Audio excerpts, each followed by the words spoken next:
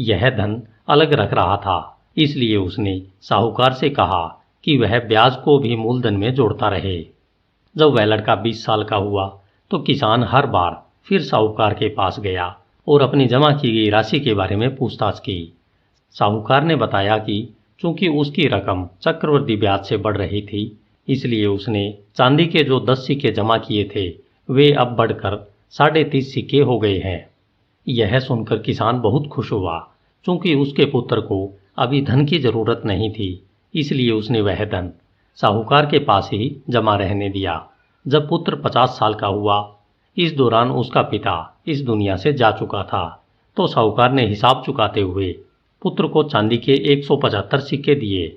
इस तरह 50 साल में यह निवेश चक्रवर्ती ब्याज के कारण लगभग 17 गुना बढ़ गया। यह खाली पर्स का तीसरा इलाज है। हर सिक्के से मेहनत करवाते रहें जब तक कि यह और सिक्के पैदा न करे।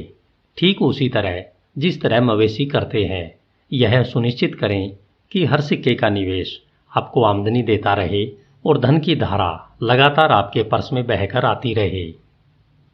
चौथा इलाज, अपनी पूंजी की रक्षा करें। अरकाद ने चौथे दिन अपनी कक्षा से कहा, दुर्भाग्य को चमकता निशाना अच्छा लगता है। इंसान को अपने पर्स में रखे धन की दृढ़ता से रक्षा करनी चाहिए। अगर वह ऐसा नहीं करेगा तो धन उसके पास से चला जाएगा। इसलिए समझदारी इसी में है कि पहले वह छोटी रकम को सुरक्षित रखना सीखें। तभी देवताओं को यह विश्वास होगा कि हम बड़ी रकम को सुरक्षित रख पाएंगे। जिसके भी पास धन होता है, उसके सामने बहुत से प्रलोभन आते हैं। उसे कई ऐसे अवसर ललचाते हैं जब उसे लगता है कि वह बहुत अच्छी योजनाओं में निवेश करके बहुत लाभ कमा सकता है। अक्सर उसके मित्र और रिश्तेदार ऐसे निवेशों में उत्साह से प्रवेश करते हैं और उसे भी ऐसा ही करने के लिए प्रेरित करते हैं। निवेश का पहला दमदार नियम है आपके मूलधन की सुरक्षा। अगर मूलधन के चले जाने का खतरा हो तो क्या ज़्यादा कमाई के लालच में पड़ना समझदारी है? मुझे इसमें जरा भी समझदारी नज़र नहीं आती है। अगर आप इतना बड़ा जोखिम उठाते हैं तो इसकी सज़ा यह होगी कि शायद आप अपना मूलधन भी गंवा दें। अपनी जमा पूंजी का निवेश करने से पहले सावधानी से जांच पड़ताल करें। पहले पूरी तरह आश्वस्त हो जाएं कि आपकी पूंजी सुरक्षित लौट आएगी। फटाफट अमीर बनने की हवाई इच्छाओं से गलत दिशा में न चले जाएं। किसी व्यक्ति को कर्ज देने से पहले आपको यह सुनिश्चित कर लेना चाहिए कि उसमें कर्ज चुकाने की सामर्थ्य है। यह भी देख लें कि कर्ज चुकाने के बारे में उसकी प्रतिष्ठा कैसी है, ताकि कहीं अनजाने में आप उसे अपनी मेहनत की कमाई तोहफे में न दे रहे हों। किसी भी क्षेत्र में निवेश करने से पहले अपने मूलधन पर मंडराने वाले खतरों के बारे में जान लें। मेरा पहला निवेश दोषपूर्ण और दुखद था। 1 साल तक मैंने मेहनत से जो पैसा बचाया था उसे मैंने अजमर नामक ईंट बनाने वाले को दे दिया था, जो दूर देशों की यात्रा पर जा रहा था। वह इस बात के लिए तैयार हो गया कि वह टायर से मेरे लिए फिनिशियंस के दुर्लभ रत्न खरीद लाएगा। हमारी योजना यह थी कि हम उन रत्नों को ज़्यादा दामों पर बेचकर मुनाफे को आपस में बांट लेंगे। फिनिशियन बदमाश थे और उन्होंने अजमर को रत्नों के बजाय कांच के टुकड़े पकड़ा दिए। मेरी पूरी जमा पूंजी चली गई थी। आज मेरे पास इतना ज्ञान आ चुका है कि मैं तत्काल समझ लूँगा कि रत्न खरीदने के लिए ईंट बनाने वाले पर भरोसा करना मूर्खता है। मैं अपने अनुभवों की समझदारी से आपको यह सलाह देना चाहता हूँ, अति आत्मविश्वास में आकर अपनी पूंजी का ऐसी जगह पर निवेश न करें जहाँ उसके डूबने का खतरा हो। बेहतर यह है कि आप धन के प्रबंधन में अनुभवी लोगों की समझदारी भरी सलाह लें। इस तरह की सलाह मांगने पर मुफ्त मिल जाती है। हो सकता है यह सलाह उतनी ही मूल्यवान साबित हो जितनी रकम का आप निवेश करने जा रहे हैं। सच तो यह है कि अगर यह सलाह आपकी पूंजी को डूबने से बचाती है तो यह आपकी पूंजी जितनी ही मूल्यवान होती है। यह खाली पर्स का चौथा इलाज है। यह इलाज बहुत महत्वपूर्ण है क्योंकि पर्स के भर जाने के बाद यह उसे खाली होने से बचाता है। अपनी जमा पूंजी को नुकसान से बचाएं। सिर्फ वहीं निवेश करें जहां आपका मूलधन सुरक्षित रहे, जहां आप जब चाहें उसे दोबारा वापस पा सकें और जहां आपको उचित ब्याज लगातार मिलता रहे। बुद्धिमान लोगों से सलाह लें, धन के लाभकारी प्रबंधन में अनुभवी लोगों से सलाह लें। असुरक्षित निवेशों से अपने धन की बुद्धिमत्तापूर्वक रक्षा करें। 5वां इलाज, अपने घर को लाभकारी निवेश बनाएं। अरकाद ने अपनी कक्षा को 5वां सबक सिखाते हुए कहा, इंसान अपनी कमाई का 10वां हिस्सा इसलिए अलग रखता है ताकि वह भविष्य में जीवन का आनंद ले सके।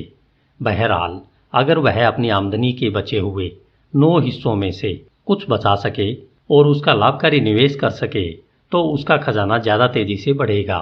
बेबीलोन के बहुत से लोग अपने परिवारों के साथ किराए के मकानों में रहते हैं।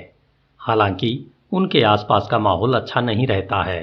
वे हर महीने किराए के रूप में मकान मालिक को बहुत सा धन देते हैं। अक्सर उनके मकानों में बाग बगीचे के लिए जगह नहीं होती है। उनकी पत्नियां पेड़ पौधे नहीं लगा पाती है जिनसे हर औरत को खुशी मिलती है। उन मकानों में बच्चों के खेलने के लिए कोई जगह नहीं होती है, इसलिए वे गंदी गलियों में खेलते रहते हैं।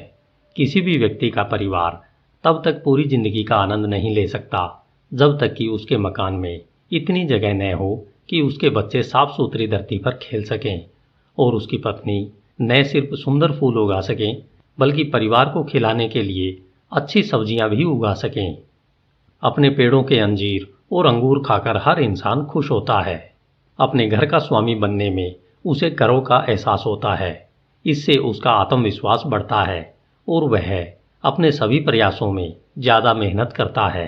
इसलिए मैं यह सलाह देता हूँ कि हर आदमी के पास अपना खुद का मकान होना चाहिए जिसमें वह और उसका परिवार रह सकें। अपने घर का मालिक बनना कोई खास मुश्किल काम नहीं है। जिस व्यक्ति में भी इच्छा शक्ति हो वह ऐसा कर सकता है। हमारे महान सम्राट ने बेबीलोन की दीवारों को इतनी दूर तक फैला लिया है कि इसके भीतर बहुत सी खाली जमीन पड़ी है जिसे बहुत उचित कीमत पर खरीदा जा सकता है। मेरे विद्यार्थियों, मैं आप लोगों से यह भी कहता हूँ कि साहूकार खुशी खुशी उन लोगों को उधार दे देते हैं जो अपने परिवार के लिए जमीन और मकान खरीदना चाहते हैं। इस नेक काम के लिए आपको रकम आसानी से उधार मिल जाएगी। आप ईंट बनाने वाले और मकान बनाने वाले को पैसे देने के लिए उधार ले सकते हैं, बशर्ते आप अपनी तरफ से भी थोड़ी सी जमा पूंजी लगाएं और यह विश्वास दिला दें कि आप कर्ज चुका सकते हैं। तब आपको सच्ची खुशी का एहसास होगा क्योंकि आप एक बहुत मूल्यवान जायदाद के स्वामी बन जाएंगे और उस पर आपका इकलौता खर्च यह होगा कि आपको सम्राट को टैक्स देना होगा। इसके अलावा आपकी पत्नी आपके कपड़े धोने के लिए ज़्यादा बार नदी तक जाएंगी ताकि हर बार लौटते समय वह पौधों में डालने के लिए एक मशक पानी ले सके। इस तरह गृहस्वामी बनने वाले व्यक्ति को बहुत से लाभ होते हैं। इससे उसका खर्च भी बहुत कम हो जाता है। इससे उसकी आमदनी का अधिक हिस्सा उसकी इच्छाओं की संतुष्टि तथा आनंद के लिए उपलब्ध होता है। यह खाली पर्स का 5वां इलाज है। अपने घर के मालिक बने। 6वां इलाज, भावी आमदनी सुनिश्चित करें। अरकाद ने अपनी कक्षा को 6वें दिन संबोधित करते हुए कहा, हर व्यक्ति की जिंदगी बचपन से बुढ़ापे की तरफ चलती है। यह जिंदगी का मार्ग है और इस पर हर एक को चलना पड़ता है जब तक कि देवता उसे असमय ही अपने पास न बुला लें। इसलिए मैं आपसे कहता हूँ कि इंसान को अपने भविष्य या बुढ़ापे के लिए उचित आमदनी की व्यवस्था कर लेना चाहिए। इसके अलावा उसे इस बात की भी व्यवस्था कर लेना चाहिए कि अगर वह इस दुनिया में न रहे तो भी उसके परिवार को सहारा तथा आराम मिलता रहे। आज का सबक आपको सिखाएगा कि बुढ़ापे में भी आपका पर्स कैसे भरा रह सकता है। धन के नियमों के ज्ञान से जो व्यक्ति धन इकट्ठा कर लेता है उसे अपने भविष्य के बारे में विचार करना चाहिए। उसे कुछ ऐसे निवेशों की योजना बनाना चाहिए जो कई साल तक सुरक्षित रूप से बढ़ते रहें और ज़रूरत के समय काम आए, जिसकी उसने समझदारी से पहले ही कल्पना कर ली थी। इंसान कई तरीकों से अपने भविष्य के लिए धन को सुरक्षित रख सकता है। वह अपने खजाने को किसी गुप्त जगह पर जमीन में गाड़ सकता है, परंतु चाहे खजाने को कितनी भी चतुराई से छुपाया गया हो, अंत में चोर उसे लूट कर ले जाएंगे। इस वजह से मैं इस योजना की सलाह नहीं देता हूँ। भविष्य के लिए धन सुरक्षित रखने के उद्देश्य से इंसान घर या जमीन खरीद सकता है। अगर समझदारी से घर या जमीन को चुना जाए ताकि